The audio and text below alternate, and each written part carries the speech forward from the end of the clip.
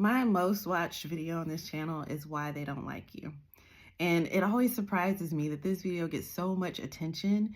You guys have left over 1,000 comments. And I only just scratched the surface in that video of the deeper elements of interpersonal conflict. So in this video, I want to go beneath the surface. So if you want to go deep with me and understand really the beauty behind interpersonal conflict, then stay tuned.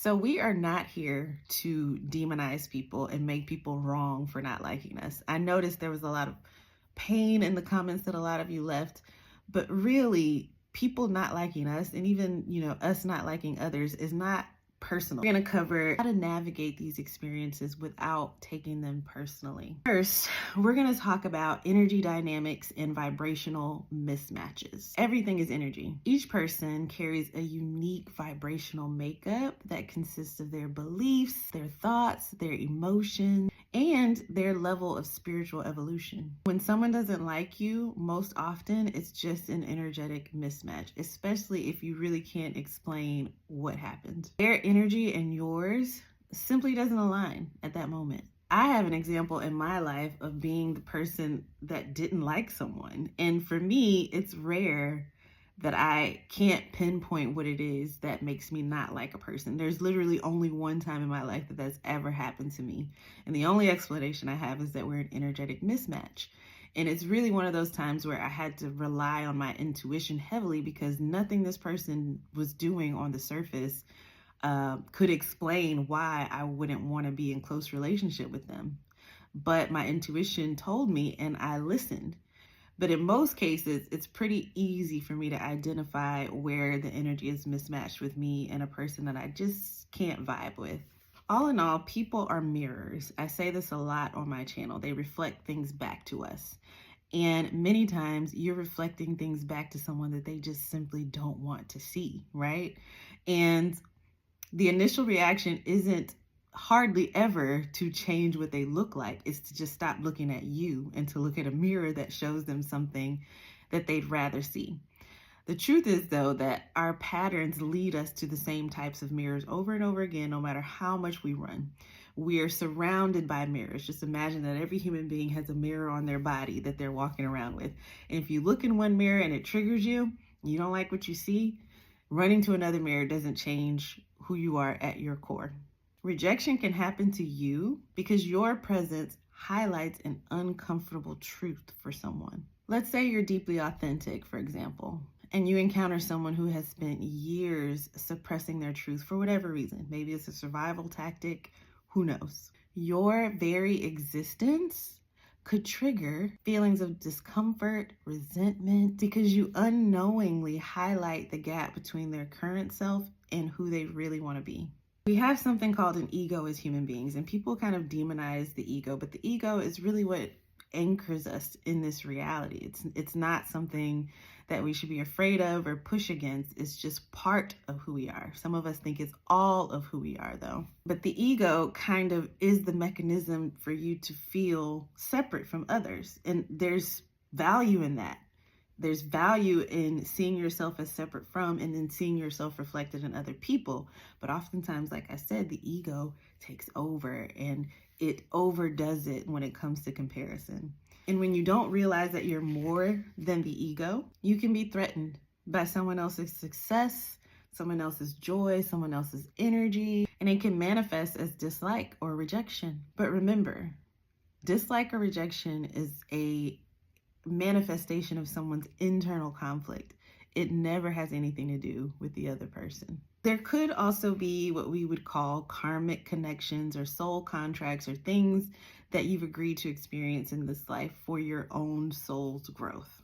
So from an esoteric perspective, some of the most challenging relationships are due to these agreements that you've made before you even chose to come into existence. Before incarnating, a lot of our souls will get together and agree to take each other through certain circumstances for the purpose of growth. A person who challenges you, a person who rejects you could just be playing out their agreement with you to show up in their life a certain way for your own soul's growth. Or you could say that some relationships stem from past lives. Maybe you decided to play a certain role in a past life, and then you guys reverse roles in the current life.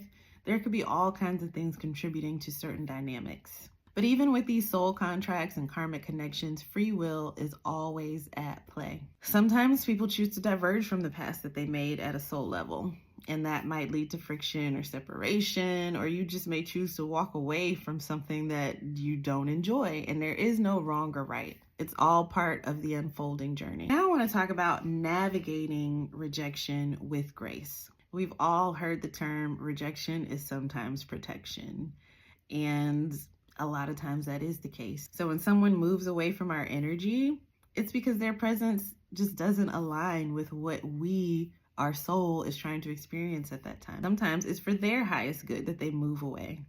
Esoterically speaking, at our core, we really are all one. Detachment doesn't necessarily mean indifference, and it doesn't necessarily mean that it's a bad thing or that something's wrong. I know I personally always believe that things are happening for me, not to me, just because I've had so many experiences where things have changed in a way I didn't expect, and in the end, it worked out for my good. It made way for better things. And sometimes the reason why we feel so deeply when we perceive that we're being rejected or when relationships end is because we rely so heavily on that external validation. We make that rejection or that person moving out of our life mean that something is wrong with us.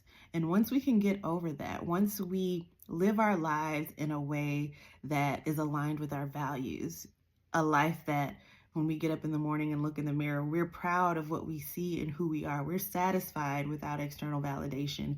We can let go of some of that pain that comes with rejection. The only approval we really need is our own and the alignment with our higher purpose. Remember that every soul is on its own journey. And whenever we encounter rejection or what we perceive as rejection, it's actually an opportunity for forgiveness, for loving detachment, for wishing well for yourself and the person that's moved away from you. And sometimes when we can see that we may have done something that we think forced someone away from us, self-forgiveness is just as important. Here are some tips for vibrational alignment. And by vibrational alignment, these are tips to make sure that no matter how relationship dynamics are changing in your life, you are aligned with the energies that you're supposed to be aligned with at your particular point in your spiritual journey. So the number one tip for vibrational alignment is to protect yourself by setting boundaries, both literal boundaries and energetic boundaries with people. The energetic boundaries are the ones that I struggle with the most. I've been at a leadership meeting all week with my job, right? And I love what I do. I love the people I work with. I love the atmosphere, but it is taxing. And, I have ADHD, and the overstimulation can be exhausting. And I would find myself just so heavily invested in engaging, taking everything in, processing everything, that I would forget about myself. So I literally at different periods had to stop and pause and center myself and draw my energy back to myself. And I could literally feel that energy coming back to me as I set those energetic boundaries. Also, engage in practices that cleanse your aura. When you do get time to yourself, use, your energetic devices, whatever they may be, to clear your energy. Another tip is to focus on what brings you joy. Focus on what brings you excitement. When you find yourself overly frustrated or down in the dumps about the way certain connections are moving or not moving, allow yourself to shift your focus to whatever brings you joy, whatever brings you peace, whatever brings you calm, whatever makes you feel safe. At the end of the day, it's really your own thoughts and emotions that affect your frequency. No other person can dictate your vibration. You observe another person and then you choose how you allow that to affect your vibration. So take ownership over how you're feeling and how you're perceiving things. So here are a couple of affirmations to create alignment within. One is, I release the need for external validation. I honor my energy, and I respect the journeys of others. I am a radiant being of love, attracting what aligns with my highest good. So ultimately, the reasons why people don't like you and why you may drift away from other people, it has to do with the universal laws and the way that energy just moves naturally. These things are rooted in spiritual dynamics. They're bigger than any one moment or any one interaction. And it's not about blame. It's about understanding. It's about compassion and understanding the unique journeys of yourself and everyone around you. So if this resonated with you, if you're one of the people that watched my original video on why people don't like you, leave a comment below and let me know what's happened. I think that video, like I said, is like 3 or 4 years old. Say hello in the comments if you watched that video. Don't forget to like, share, and subscribe. And as always, remember to walk your path with authenticity, with courage, and with love for self and others. I'll see you in the next video.